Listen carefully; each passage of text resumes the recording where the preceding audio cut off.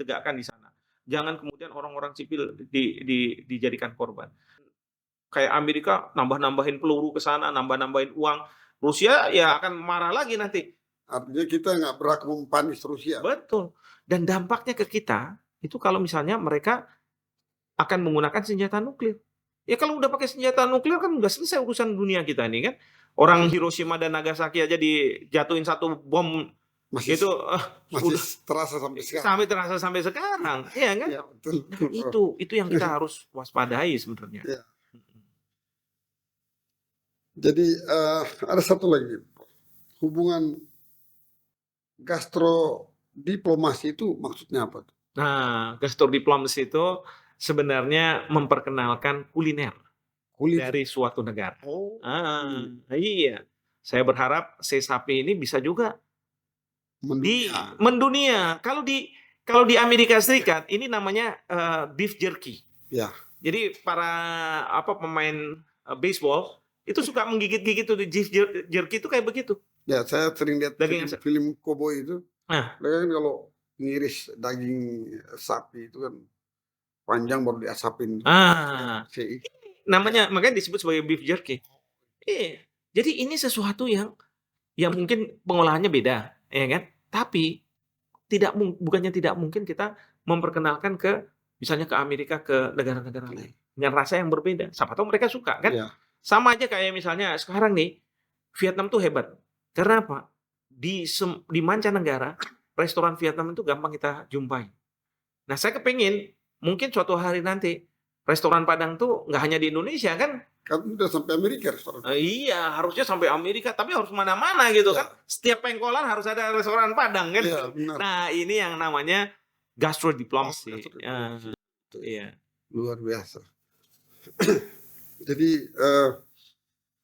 oh ya tadi Prof sudah singgung mengenai Vietnam. Ya. Vietnam itu salah satu kekuatan yang kemudian kan gini Prof. Yang saya ingat kita swasembada beras itu sekitar tahun 80-an, 86 lah. Waktu itu Pak Harto kemudian menyatakan bahwa Indonesia swasembada beras. Ya. Tapi kesini-sini kok kita menjadi negara pengimpor beras yang mungkin terbesar di ASEAN. Betul. Itu kenapa tuh? Nah, yang pasti jumlah penduduk kita juga semakin bertambah kan gitu ya. Sementara lahan pertanian kita semakin lama semakin menyempit nih. Ya. Kita mau berubah menjadi negara industri atau gimana? Karena negara industri, karena orang butuh papan, rumah dan lain sebagainya kan. Wah, nanti apartemen dan sebagainya. Ya yang dulu misalnya di daerah Halim Perdana Kusuma nih, kalau kita bisa masih banyak tuh sawah-sawah. Sekarang udah mulai dijual-jual gitu kan. Ya, pemiliknya juga perlu naik haji dan lain sebagainya kan. Dan hasil dari sawah ini kan juga nggak ngejar kalau mereka naik haji. Akhirnya dijual. Nah, jadi ada faktor seperti itu ya. Belum lagi teknologi tidak diintroduce mungkin. Jadi harusnya kayak kita di Amerika atau mungkin di Jepang gitu ya, yang para petaninya tuh syarat dengan teknologi. Jadi mendapatkan hasil itu bisa besar, bisa menguntungkan. Belum lagi mungkin masalah ya ketersediaan dari pupuk, ya kan kalau tidak ada pupuk itu kan juga berasnya juga beras yang grade-nya yang nggak enak. Masyarakat kita sendiri nanti nggak mau beli lagi kan. Nah ini semua berdampak. Kenapa kemudian sampai kita sekarang akhirnya mengimpor. Nah ini yang harusnya kita ingat-ingat nih. Zaman Pak Harto kok kita bisa swasembada, kok sekarang tidak. Sekarang enggak. Iya. Nah, padahal kan kita negara agraris. Harusnya itu warisan yang harus kita wariskan kepada generasi kita. Betul. Ya, yang kemudian bahwa kita tetap mempertahankan jati diri kita sebagai negara agraris. Tapi kesini-sini saya juga bingung ini mau dibawa kemana nih karena kemudian dulu kita punya surplus padi yang luar biasa, lalu sekarang malah kita kekurangan beras, lalu harus mengimpor dari Vietnam dan kalau nggak salah Thailand ya. Itu jadi kekuatan baru di Asia Tenggara. Padahal zaman dulu Vietnam dan Thailand di bawah kita loh. Betul. Nah ini yang saya khawatirkan nih banyaknya juga mafia-mafia, broker-broker. Karena broker itu dia bilang kalau dia bisa mendapatkan misalnya ya kebutuhan Indonesia berapa, dapat impor, dia dapat fee kan, dapat komisi. Dia nggak ngapa-ngapain dapat komisi, enak. Iya kan kayak misalnya daging sapi juga banyak kayak begitu. Broker kan modalnya ngebacot. Iya kan? Iya, ngomong. Sini. Iya. Nanti kalau Tahu-tahu misalnya ngomong kan meyakinkan ke anggota dewan lah, Iya. ke pemerintah dan pejabat-pejabat bahwa di kekurangan di Indonesia, jadi kita harus impor lebih banyak lagi kan? Ya, Nggak pantas lah kalau diimpornya banyak. itu. Padahal nanti di gudang terlalu banyak gitu kan? Ya, memang kita ada bulog gitu ya. Tapi ya itulah permasalahan-permasalahan yang muncul di Indonesia. Karena apa? Kita ini negara besar yang negara lain menganggap ini kita nih pasar.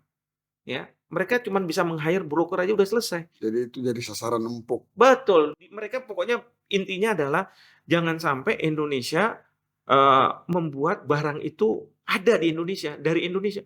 Kayak sekarang Bapak Presiden kan lagi marah nih sama Uni Eropa soal nikel. Ya. Presiden minta hilirisasi. Kalau misalnya mereka mau, katakanlah, memproduksi sesuatu, ya silakan industrinya datangkan ke Indonesia Betul. supaya membuka lapangan pekerjaan kan. Tapi Uni Eropa kan marah-marah, dia bilang enggak, saya bawa aja ke WTO.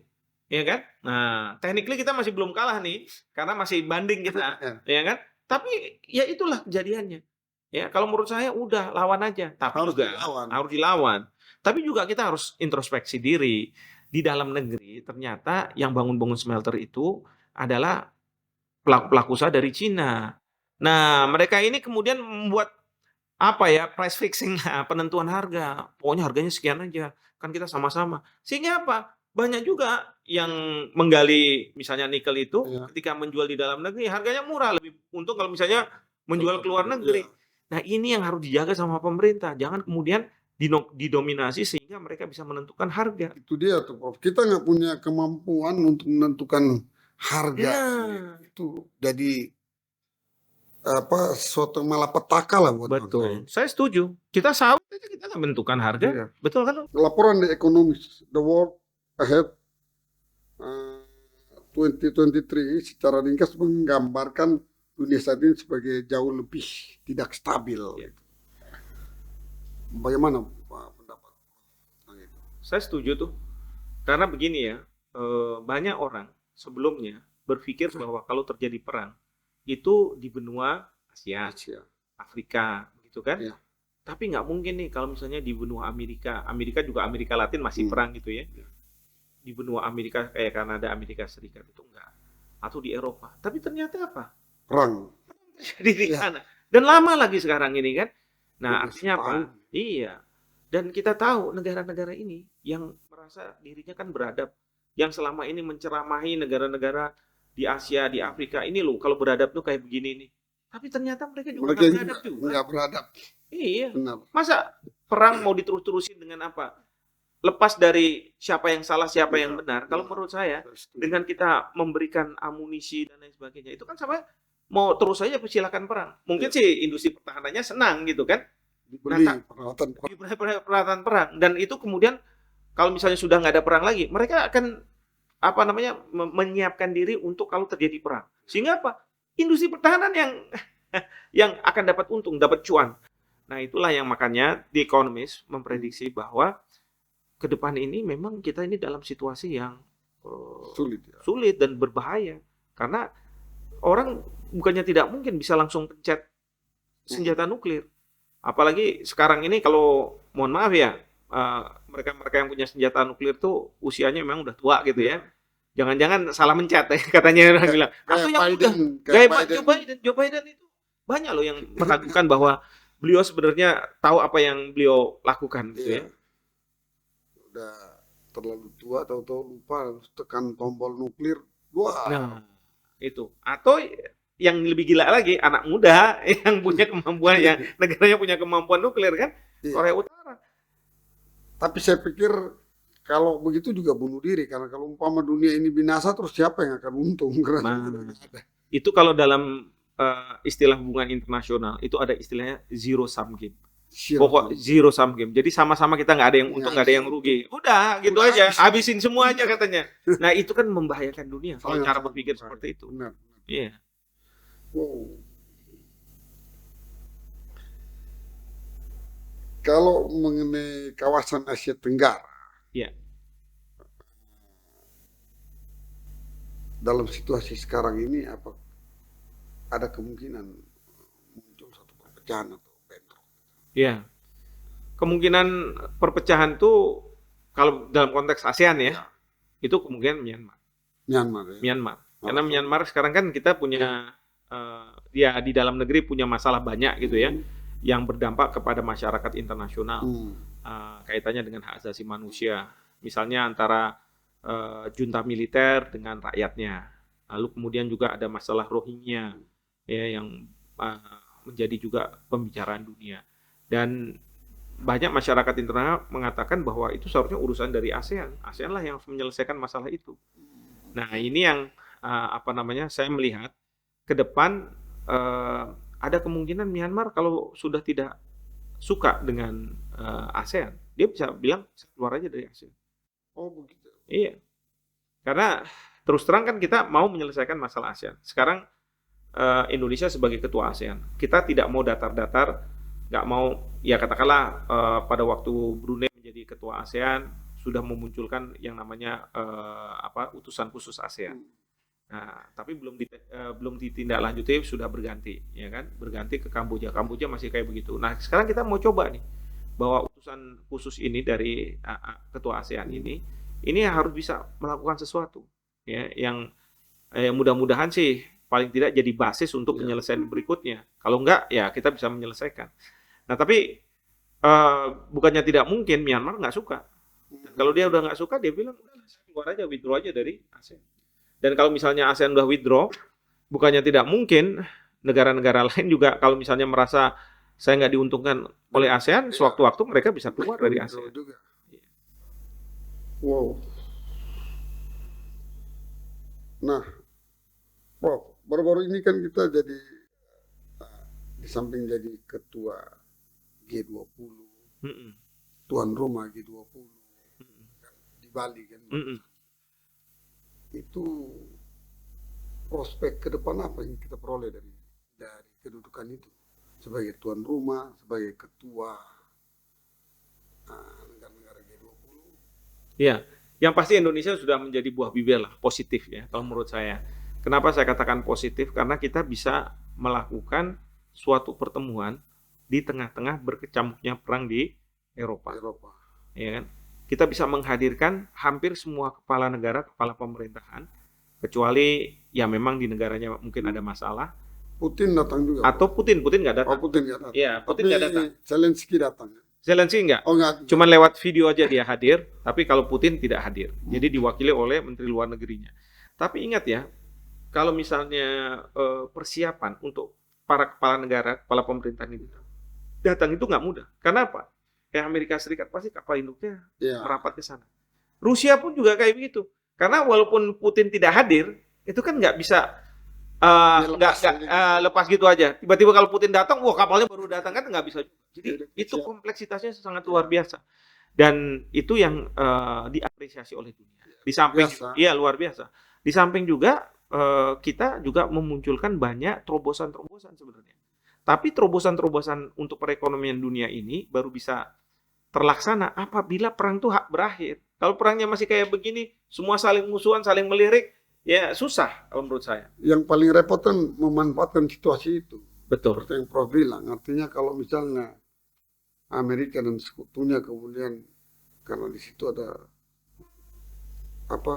persenjataan yang bisa mendatangkan keuntungan, maka mereka akan push supaya perang ini tetap ada. Tetap ada. Dan itu dunia akan tambah kacau. Ekonomi akan tetap jatuh. Betul. Yang punya industri pertahanan sih senang, ya kan? Iya. Apalagi juga yang punya industri migas juga senang juga. Kalau jual ke Eropa pasti mahal kan gitu kan harganya ya.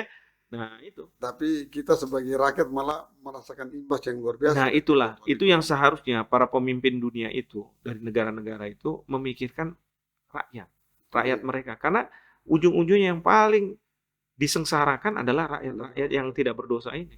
Rakyat seluruh dunia, Prof. Seluruh dunia. Bukan rakyat yang ikut perang, betul. Seluruh dunia. Karena kan tadi ada krisis pangan, krisis energi. Mereka semua kena. Sekarang aja di Jerman mereka udah protes nih. Protes karena apa? Mereka tidak setuju kalau pemerintahnya terus mensuplai senjata. Sementara bagi itu Ukraina. Sementara mereka terus kedinginan karena gas nggak datang dari Rusia. Kalaupun mau hangat harus bayar lebih mahal. Jadi ini masih tetap berbahaya untuk beberapa waktu ke depan ya. Betul sekali. Ini ya. Karena perang belum bahkan untuk titik redapan belum terlihat. Belum terlihat karena saya melihat gini, ada 4 skenario untuk Ukraina. Pertama adalah ada salah satu negara yang kalah. Tapi yakin saya pasti nggak mau ada negara yang kalah. Nggak mau. Kayak misalnya Ukraina mau kalah, nggak mau dia. Nggak mau. Dia akan terus minta bantuan dari negara-negara barat ini kan. Betul. Rusia juga nggak mau kalah. Dia bilang kalau saya sampai kalah, ini pamor saya sebagai negara jatuh. Belum lagi saya sebagai pemimpin ini bisa-bisa diseret ke Mahkamah Kejahatan Internasional. Iya kan? Nah, pasti nggak mau kalah. Ego ini yang membuat semua hambat. Iya, ego bener tuh. Kata kuncinya ego. Kalau udah kayak begini udah ego. Yang nomor 2, ya kalau misalnya katakanlah dari pihak keduanya kan nggak mau kalah nih. Ya. Mereka bilang udah gini, kita lakukan yang namanya zero sum game. Habis-habisan aja udah. Indonesia juga habis dong. Wah, iya kalau udah kayak begitu. Kalau sudah sampai zero sum game ini ya udah habis-habisan. Berarti dia harus keluar kekuatan terakhirnya untuk menunjukkan powernya. Iya. Tapi semua sama-sama hancur. Pokoknya nggak ada yang menang, nggak ada yang kalah. Pokoknya udah selesai jadi abu semua. Ngeri kan? Ngeri banget. Nah, yang ketiga ada kemungkinan gini. Kalau pemerintahnya itu berganti di salah satu tempat, gitu kan? Antara Zelensky atau Putin. Nah, kan bisa saja. Ya. Jadi ganti pemerintahan, ganti kebijakan, Ya, kan gitu. ya. Nah, sekarang masalahnya apakah pergantiannya itu secara konstitusional atau inkonstitusional? Karena kalau misalnya Libya gitu kan, itu kan dibiayai sama Amerika tuh, Ya. para pemberontak dalam negerinya untuk nurunin Muammar Gaddafi, kan begitu ya. Nah, ini bukannya tidak mungkin terjadi juga seperti itu. Ya, tapi kita nggak tahu lah. Ya. Ada upaya-upaya ke arah sana, ya menurunkan misalnya Presiden Putin, Ya. gitu kan. Nah, ini bisa juga. Itu yang alternatif terakhir dan yang menurut saya paling nyaman untuk dunia itu adalah ada yang mengikhtiarkan untuk melakukan perdamaian. Pak Jokowi kan udah merintis. Nah, Pak Presiden udah merintis, benar. Dan Pak Jokowi itu tidak mengatakan bahwa Rusia kamu salah. Jadi Ya, luar biasa Pak Jokowi. pokoknya yang penting adalah kamu harus berhenti. Ya. Ya kan? Karena apa? Ini loh, di depan ini ada masalah yang besar, yaitu krisis kemanusiaan, krisis pangan, krisis energi, ekonomi. Ya. Nah itu, kamu harus berhenti. Nah, ini yang kita nggak tahu nih, apakah Presiden India akan meneruskan apa yang dilakukan oleh Pak Presiden Jokowi sebagai Pak Jokowi atau ketua tidak? G20, G20. Kan sekarang dia pegang sebagai Presiden G20 ya. Nah itu. Ya, semoga Presiden India punya keberanian yang luar biasa ke Pak Jokowi. Iya, iya. Karena ini untuk perdamaian umat manusia seluruh dunia. Itu titik pentingnya, luar biasa. Maka saya kemarin nih, Mas Yongki agak sedikit kecewa lah ya. Ketika apa? Ketika di Majelis Umum PBB dibuat resolusi yang intinya ya menyalahkan Rusia. Oleh karena itu harus mundur Rusia. Nah, Indonesia kita pro terhadap putusan itu. Harusnya menurut saya kita abstain aja. Harusnya, kita nggak pro dan nggak against gitu kan? Ya. Kita abstain. Kenapa abstain? Karena kita mau menciptakan perdamaian. Sehingga kalau misalnya kita datang ke Zelensky diterima, karena kita kan nggak against. Kita datang ke Putin juga juga bisa diterima karena kita nggak against juga terhadap ini kan. Ya udah jadi seperti itu. Kalau sekarang udah kelihatan jelas kan. Iya, salah sekarang kan Indonesia ini seolah-olah berpihak pada Ukraina gitu ya. Walaupun selalu dibilang bahwa ya tapi kan yang salah itu Rusia. Tapi kalau dari sisi Rusia, dia bilang enggak, saya nggak salah. Saya pakai pasal 51 Piagam PBB. Itu kan kayak di pengadilan dua orang advokat berdebat, sama-sama mengatakan bahwa saya nggak salah kan gitu. Tapi kan hakim yang menentukan kalau di pengadilan nasional. Kalau bicara dalam konteks masyarakat internasional, nggak ada hakim di tengah-tengah ini. Itu yang jadi repot kita. Gitu. Jadi ketika posisi kita kemudian mau mendukung apa yang dikatakan oleh disetujui di PBB, berarti udah ada kecenderungan kita berat kemana ya? Iya. Kecuali kalau kita abstain. Kalau abstain kan kita nggak ke sana, nggak ke sini. Nah, lalu kenapa kok kita di tengah-tengah seolah-olah kita nggak punya posisi? Karena posisi kita adalah ingin mendamaikan. Posisi kita tidak dalam konteks membenarkan salah satu pihak, tidak sama sekali. Dampaknya bagi Indonesia sekarang? Ya kita bisa coba sekali lagi ya. Kalau misalnya kita mau berupaya mendamaikan dan sekarang kita punya topi baru tapi sebagai ketua ASEAN gitu ya. Nah, kalau misalnya memang diinginkan, kita bisa datang ya. Dan tujuannya sebenarnya untuk apa? Menyelamatkan muka. Karena dalam posisi seperti sekarang ini, baik Putin maupun Zelensky ingin mukanya terselamatkan.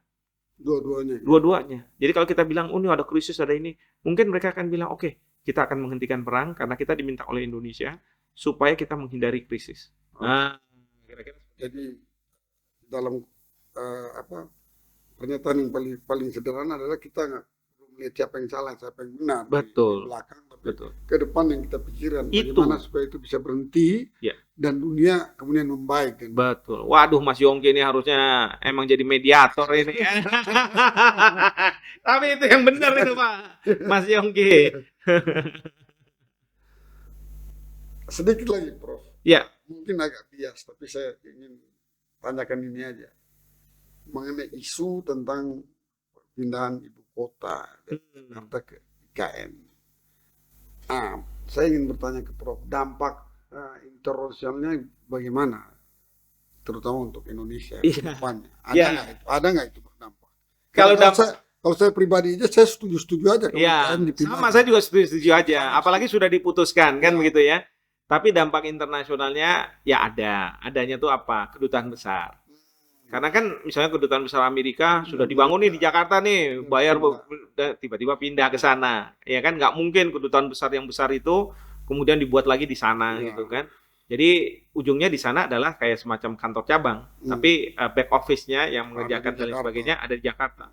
Demikian juga kedutaan besar Australia, Inggris itu kan besar-besar mereka udah ini kan. Yang besar-besar itu. Punya hubungan diplomatik. Betul. Jadi mau tidak mau harus Jakarta. Yang kedua, memang untuk konferensi skala internasional di samping Bali belum bisa di ibu kota negara, harus tetap di Jakarta. Memang Bali itu sangat ideal ya. Banyak orang bilang karena infrastrukturnya sudah disiapkan dan lain sebagainya. Ya kalau misalnya Bali tidak, ya berarti masih di Jakarta. Jadi seperti itu. Dan kemudian yang saya harapkan di IKN itu harus ada sistem pertahanan yang kuat. Nah, karena kan kalau di Jakarta sudah dari sejak lama ya dijadikan ibu kota. Jadi semua sistem pertahanan dibuat sedemikian rupa kuat di Jakarta. Nah, setahu saya ini, Bro.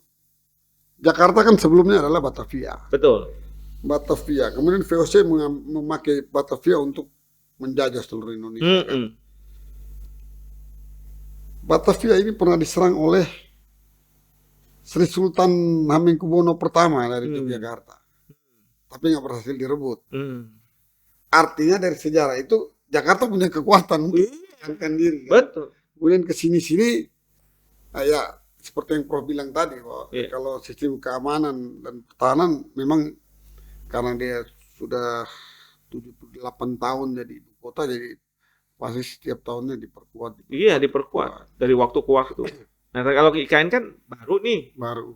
Jadi kita kan juga harus sangat sensitif nih. Jangan sampai, karena begini, kenapa pentingnya ibu kota? Karena Presiden Republik Indonesia itu adanya di ibu kota negara. Dan Presiden itu simbol dari negara. Ibaratnya kayak bendera. Kalau kita berhasil menurunkan bendera lawan, berarti dia kalah. Sama kalau kita bisa menurunkan presiden yang berarti kita kalah. Nah, itu yang kita harus pertahankan, nggak boleh presiden. Siapapun orangnya kan gitu ya, tapi kedudukannya itu yang sebagai presiden itu. Oke, Prof. Nah, menurut Prof sendiri ke depan ini apa yang Prof harapkan tentang kita kan mau masuk ke suksesi nih. Iya. Kira-kira apa yang Prof harapkan dari suksesi? 3 hal aja yang saya harapkan. Pertama, peralihan atau suksesi ini dilakukan secara konstitusional dan damai. Itu yang saya harapkan. Jangan sampai kita kayak mohon maaf ya 5 tahun yang lalu kita saling beradu argumen, bahkan di WhatsApp itu sesama teman bisa berantem. Ya kan? Itu tadi satu rasa satu bangsanya itu bisa retak di situ. Ya kan? Kita sekarang sudah kita dewasa saja, ya kan? Apapun yang sudah dipilih menjadi siapapun yang jadi presiden, kita harus dukung. Itu nomor 1 yang saya harapkan. Nomor 2, saya kepingin siapapun yang jadi presiden itu benar-benar amanah. Dalam arti bahwa beliau-beliau itu menjalankan tugas dan fungsinya sebagaimana yang diharapkan oleh rakyat. Nah itu. Yang kedua, yang ketiga, ya tentu dengan pergantian kepemimpinan bukan berarti nanti rakyat itu semakin susah, tapi Harus justru semakin maju. maju Gitu. dan Siapapun berkembang. yang jadi pemimpin harus membuat negara ini lebih maju. Lebih Iya. maju dari yang sebelumnya. Itu Bahwa yang sebelumnya sudah membuat kemajuan-kemajuan, kita harus apresiasi. apresiasi Gitu. benar. Tapi Kita kalau di Indonesia, mohon maaf ya, Mas Yongki ya, seringkali kita tuh ada dendam selalu. itu yang nggak bisa. Gitu ya? Bagi saya. Nah. Kalau dendam dipakai untuk membangun demokrasi, maka itu negara nggak akan bakal maju. Benar, saya setuju Mas Yongki. Ya, karena nggak ada wise di situ. Dulu pernah misalnya gini ya Pak ya, Mas Yongki, kita nih karena dijajah Belanda, kita dendam sama Belanda. Sampai kalau di dunia saya nih, dunia hukum, kalau perlu hukum-hukum Belanda jangan dipakai lagi. Tapi sampai hari ini masih dipakai nih Mas Yongki, ya kan? Terus ada Bung Karno kan, Bung Karno dibilang gitu, pokoknya kita nggak suka sama Orde Lama, gitu kan? Jadi pokoknya produk Belanda, produk Orde Lama harus hilang, ya kan? Tapi kemudian ada Orde Reformasi. Sekarang Orde Lama, Belanda, Orde Lama, Orde Baru harus hilang. Nanti kayak begitu terus kapan selesainya? Betul. Tetapi kalau kita berpikirnya bahwa setiap pemimpin itu seperti kayak membangun bata gitu kan, jadi rumah. Ada warisan terbaik yang mereka warisan. Pasti. Saya yakin ada orang-orang dan pemimpin itu punya hal yang positif lah ya, walaupun ada negatifnya, tapi pasti ada yang positif. Positifnya yang kita lihat. Iya. Jadi dia membawa kita sampai ke titik ini. Iya. Sehingga itu menyatu. Betul. Tapi kalau negatif yang kita lihat, ya dia bisa nih. Iya. Ada dendam. Terus saja kita kayak ini, batu itu nggak pernah dibuat gini kan. Batu ini dihancurkan, ganti lagi, dihancurkan lagi gitu. Nah itu yang saya berharap tidak terjadi. Ya. Luar biasa. Terima kasih Prof. Sama-sama Mas Yongki, sekali lagi terima kasih. Saya senang juga nih, anchor-nya Mas Yongki ini bisa tektokannya enak ini. Karena kita satu rasa, satu bangsa. Jong Sindikat Lovers, bikin tadi pembicaraan saya dengan Prof. Hikmahanto, seorang yang sangat luar biasa.